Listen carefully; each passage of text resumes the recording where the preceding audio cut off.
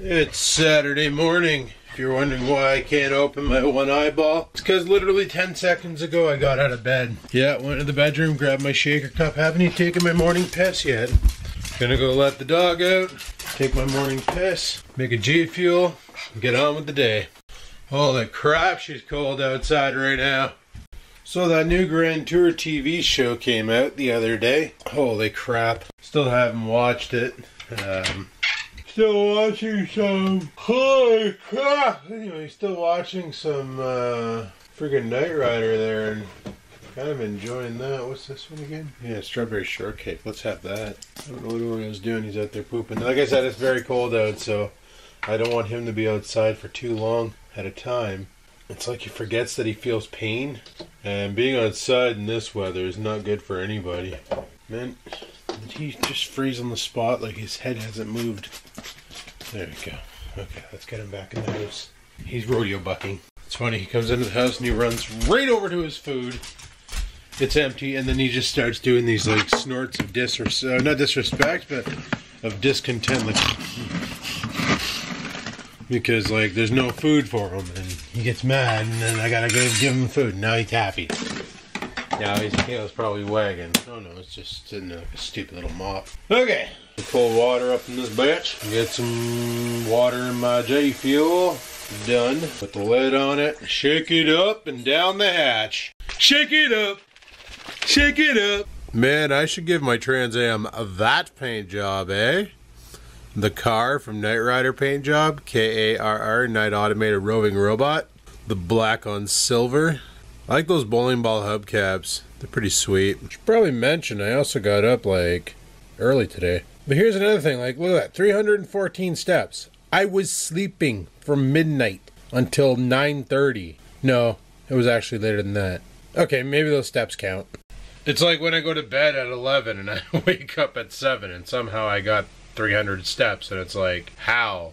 Was I rowing a boat in my sleep? Was I running on the spots? How did I get those numbers? What happened? Isn't that beautiful? Minus 28 Celsius feels like minus 41. See, the feels like is the wind chill, and this is something that's pretty sweet. Your car, your truck, your automotive, whatever, it doesn't feel wind chill. Wind chill is something fabricated by man for humans, as in, oh, it's this cold, but it feels this cold because of the conditions outside, it being damp and cold same time. Therefore, it feels a lot worse than it actually is. But as far as my truck is concerned, it's minus 28 out. And for science, I just confirmed my theory on wind chill. Because I always believed that wind chill was based on the evaporation rate of moisture from your skin, which is what causes that feels like minus 44 nonsense.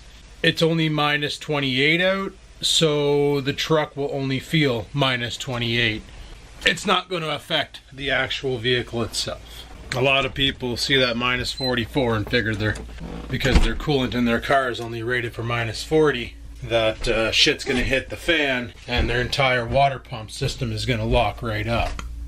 Not the case. Well, it's currently 11 o'clock. I haven't done dick all today, just been chilling. Because, well, what else are you going to do when it's minus 20 friggin' 8 out? And when you're chilling, you might as well have some chili.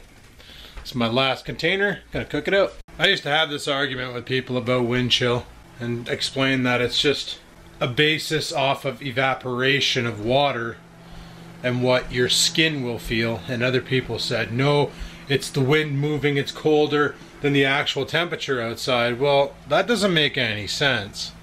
I gotta poop. Think of wind chill like this.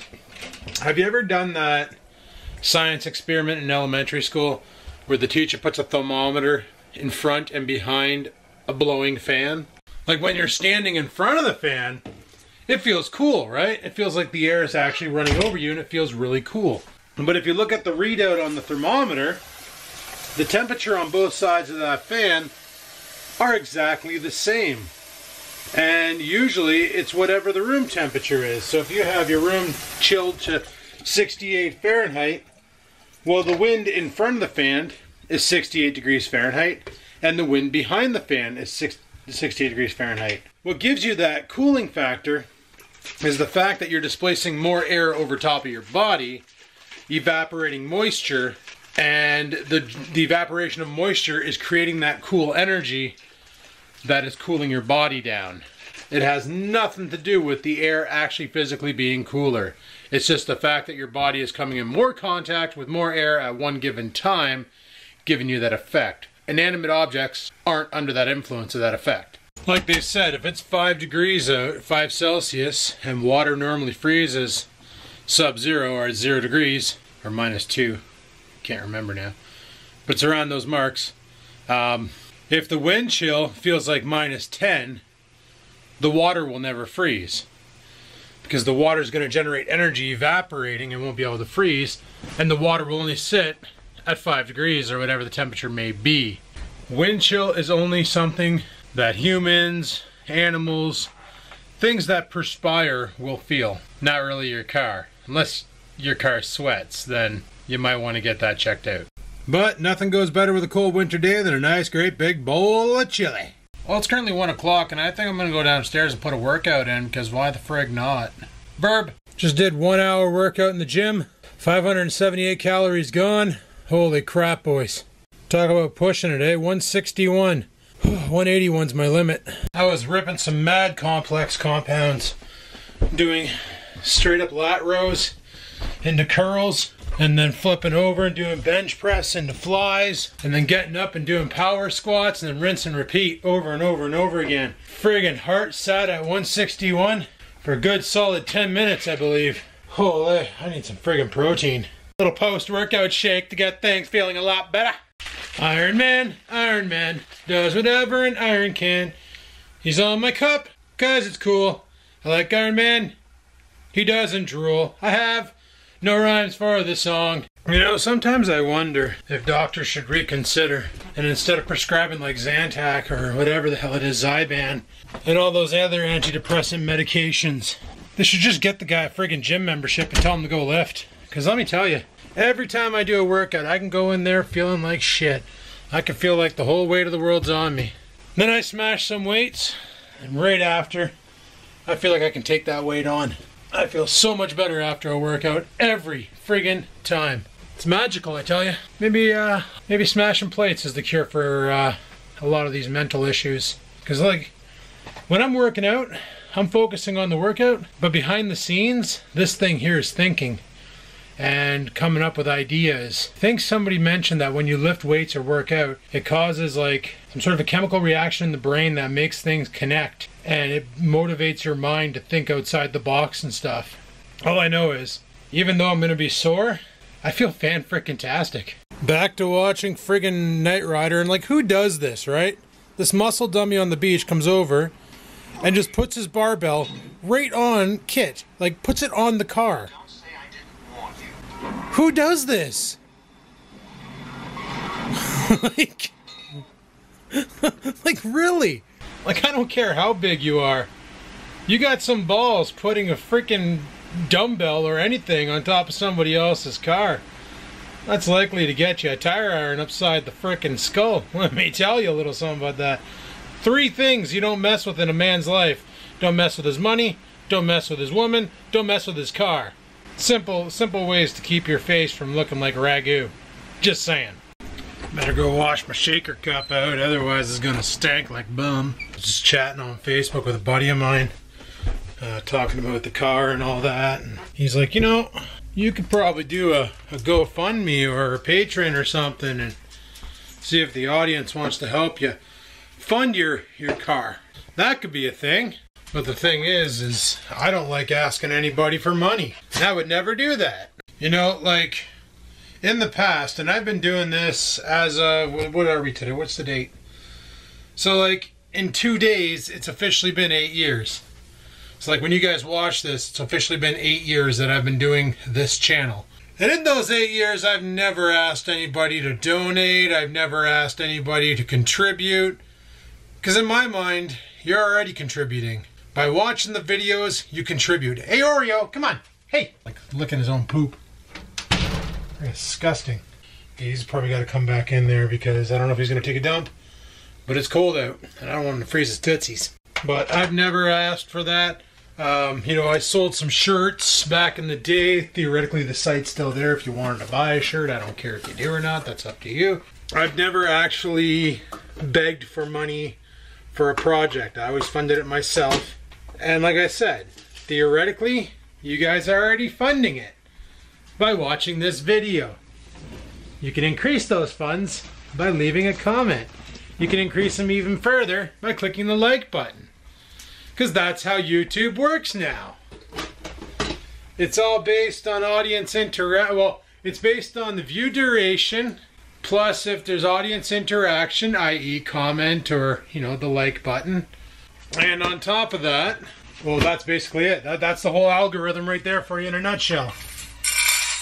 Videos that get more likes and more comments will do better in the monetization game than videos that get no likes and no comments. So by basically interacting with the video, it ups the potential for it to get a higher CPM, as they call it, the click per mile, or cost per mile, sorry, not click per mile. With that money, that's what I'm doing now, is I'm saving up all my AdSense dollars for the spring when it comes time to buy the paint for the car. And then whatever's left over, one more thing I wanted to do, and I've been hanging on to this part for a while now. It's sitting, it's in grease. It's like it's in a box, in a bag with grease. It's the limited slip differential. But the thing is, the LSD needs 3:3 or higher gear ratio. What I want to do is go 3.73 or 4.10s out back, just to give it more grunt off the line. Of course, it's going to take away from the top end. But the thing is, I never really drive that car on the highway. I don't do a lot of like out of town driving. It's mainly an in-town boot around. So I really don't need the highway gears that are in it. And the LSD will give me 2-wheel peel, which would be kind of nice. You know, if I want to do a sick burnout, at least I can leave 2 tracks instead of just the 1. Because one tire fire, you know, let me tell you, not very impressive. But hey, you got to do what you got to do to get things did, right? So putting the LSD out back with some 3.73s or 4.10s would really give me that launch off the line, would make the engine feel more peppy, even though it's still the same 120 horsepower at the wheels, 170 horse at the crank. At least that's what it was when we dynoed it. It was 118 at the wheels. But that was before I had the transmission redone. That was with the stock transmission, stock, pretty much stock everything. So who knows how much power is there now that the transmission can actually deliver. But no, I explained it to him. I'm like, you know, great idea. Don't get me wrong. It's always nice when people chip in, but in my mind, you're all already chipping in because you're all already watching this video and all my other videos. Some of you are commenting, some of you are leaving likes, and all that stuff helps. But like, some of you might say, well, Adam, on one of your live streams, you know, you're doing a fundraiser for a video card, and we've done it a couple times, you know. Actually, no, with Tractor Head, I just paid that out of pocket. But with DK, when we got him his 1060, I did a YouTube stream. Was it on YouTube? I think it was on Twitch, where we did a weekend of streaming to try and raise money to buy him a better video card, because he literally had like a 360 from AMD, and anything beyond FreeCell he couldn't play. We ended up raising a couple bucks there, and then I forked out the rest from YouTube earnings, and we got him a 1066 gig, which pretty damn decent card if you ask me. But his bottleneck is his processor, so because he's got one of those old A8s. But we did that to try and help one of the members of the community get something better so they could play better games with us. That's about the only time I've ever quote unquote begged for money. But it wasn't even for my own gain, it was for somebody else. And then I ended up using the YouTube money to buy them the video card, because couldn't afford it, so help a brother out, right? That's the way I see it. But to me, asking for money on YouTube or begging, no.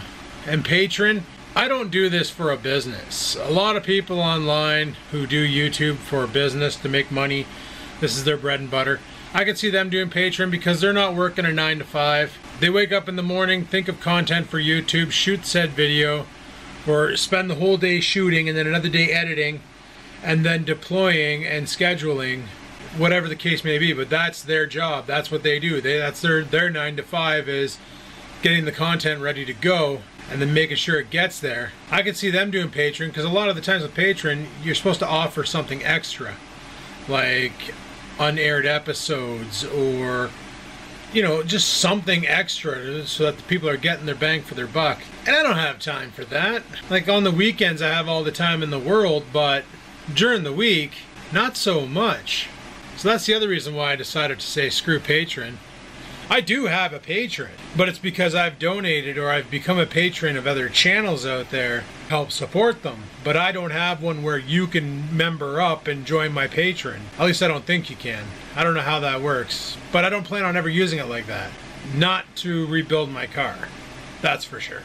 But I'm seriously thinking about doing that paint job, black on top, white on the bottom. That'd be kind of badass, I do say so myself. Well, it's only 4:30, but holy crap, am I ever hungry. I need some food. I'm gonna throw. It's so deceptive out there right now. It's all sunny and stuff, and I know better. I just let the dog out. I know better. It's freaking freezing. I'm gonna go throw a steak in the air fryer and some cauliflower and broccolis and make myself some din. Oh, this is gonna be a good dinner. I need it. Holy, freaking hungry. One of these days, though, I want to do another fast. But today is not that day. Dinner is served. Man, everyone's doing it now. See, probably wondering what the hell I'm talking about. And it's streaming gaming services. I never mentioned it, but maybe I did. I can't remember. Basically, Nvidia, AMD, Intel. Those are the only ones I can think of right now that are doing it. But Microsoft wants to get on board and do a streaming video game service now. It's pretty crazy. Wondering what I'm doing. Making some tornadoes. I'm freaking starved still. Now, basically consider a streaming service like this something like Netflix, if you will, that plays video games. So all your post-processing is done on their side, and all that happens on your side is the video gets displayed. And what that means is, like, let's say you bought a laptop from Walmart with an i3 and an Intel GMA graphic card. Basically, you're kind of limited as to what AAA titles you're going to be able to play and play them good. Because let's face it, not exactly gaming specs on that computer, right? Well, with streaming, you don't need gaming specs. Everything is done server side, so all the post-processing, graphical data, all that nonsense being done on their side through their hardware. And all they're doing is Netflixing you, in a way, the video from the game to your PC. Pretty good, right? From what I gather, the way the service is going to work, it's going to be just like Netflix. You pay a monthly fee, you get access to a whole list of games, click on one, hit play, and away you go. Like a lot of these services popping up too. Like I said, AMD announced theirs at, was it CES that we just got through? I can't remember. Whatever it was. When they were talking about the new Ryzens and the new Vega 2 and 7 nanometer and all that stuff, they talked about this new technology that they're coming out with the game streaming. And I know Nvidia wants to make one, or they have one that's in testing. Intel's doing the same. So, like, is this the future of gaming? Like, we're just going to pay $9.99 a month and stream our games from the internet? Does that mean that buying a super expensive gaming computer was kind of a waste of money? Like, do you need an RTX 280 or 2080? Do you need an i7 8700K? Or will these games be as good as they would be on a gaming PC? So I guess that's what we gotta wait and see when this technology actually comes out, if it's gonna be worth it. Personally, like Origin, I pay the $9.99 a month for Origin Access. Gets you access to a lot of Origin titles, so you can go ahead and play a bunch of their games. However, you still have to download and install them on your computer in order to play them. They don't stream from a service. And I remember back in the day with Netflix, was it Netflix? Netflix had a video game rental thing at one point, when video game rentals were a thing, right? Where you could, back when Netflix, before it was streamed to your platform, like to your browser, it was, you could take out 3 DVDs and hang on to them as long as you want, and then when you sent them back, you could take out 3 more, and all you did was pay the $9.99 a month fee. And it never really took off that well at the time, because Blockbuster, was just easier to go there and rent a movie and then go back to the store, which was in your hometown, and return it. It wasn't until it became an online streaming platform that Blockbuster really flopped and died, because who wants to go to a movie rental store now when you can just sit at home and press a couple buttons on a keyboard or on a phone or whatever and start streaming media right to your TV? online game streaming, man, does that open up a lot of potential. Like theoretically, if Microsoft does it, they could put the applet on their Xbox, and you can get some AAA PC titles on Xbox, and people on PC would be able to play them too, and you'd finally have full cross-platform support. Because if they're playing with a controller and you're on keyboard and mouse, they bitch and moan. It's like, well, get a computer, bud. It's not my fault I have a gaming PC with a lot more buttons than your little controller. But then again, I've seen some people pretty damn good with a controller, so it is what it is. So what do you think about this whole game streaming service? Think it'll fly? Think it'll die? Let me know in the comments down below. So, do you guys remember a couple of years ago? No, it'd be a lot more than a couple. Like a lot of years ago, when I went to that campground down in Dunnville for a family reunion. A lot of you who've been with the channel for a while probably remember that video. Happened in the first year. God, I hope it didn't happen in the first year. My goodness. That means it happened like in 2011. I don't remember when it happened. But anyway, so my brother messages me tonight and he's like, hey man, so this is what I'm thinking. And I'm like, okay, what are you thinking? What are your thoughts? He's like, listen, I got a camper, you got a truck. We both want to go to this family reunion. What do you say we hook my camper up to your truck and we drive down there on a Friday, come back on a Sunday, have a damn good weekend? You know what? That sounds like a pretty freaking good idea, right? Now that's not until August. I got to figure out what I'm going to do with the dog, but I may have a solution. See, my brother works with a girl who I used to go to school with. There might be a chance she can look after Cookie Monster while I'm gone. That would be friggin' sweet. I know she'd be good for him because she worked at the Humane Society where we got Felix and my old kitty cat Poofers. So that's a possibility. But what I'm going to do preemptively is I'm going to get him into the vet and get that parvo. So I'm going to call there probably sometime on Monday, Tuesday, sometime anyway, and figure out when I can get him in, because I think it takes a while for that shot to take place and get him all, like, you know, tuned up and then figure that out. Because worst case scenario, she can't take him. Off to the kennel he goes. I'm sure he'll be okay for a couple nights in the kennel. Not a big deal. Can't bring him with me because they don't like dogs in the trailer park. Freaking trailer park, right? We're not going to some... Hey, whatever. Abide by the rules. Sacrifices must be made. Anyway, so that's what we're going to do. It's going to be a great friggin' time this summer. Fun times! Hey? Yeah! Should be good. Should be good. Then I get to hang out with my bro and do a road trip because I haven't done that in a friggin' ever.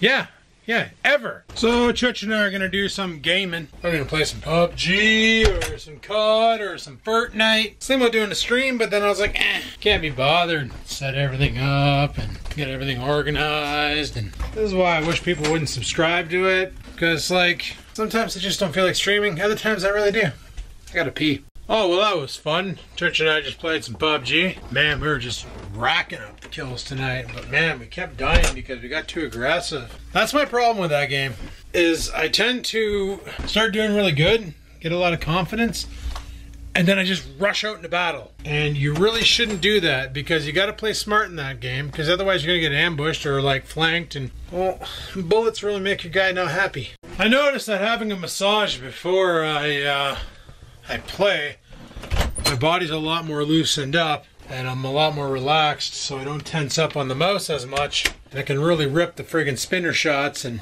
I also discovered that my best weapon is the M16, like, as it's been deemed, the shitty M16. Basically it's deemed that because it only has 2 fire modes, single and burst. I was averaging 3 kills a game tonight, and I would say all those kills were with the M16 1A or whatever the hell it's called. I was just slaying with that thing. It was a damn good time. Big times. But anyway, people, I'm going to shut her down here and call her for tonight because it's currently midnight and, well, I'm tired. I want to go to bed. Thanks for watching. Hopefully you enjoyed the video. If you did, click that like button. Any questions, comments, concerns, oh, down below they go. And until next time, people, keep on vlogging.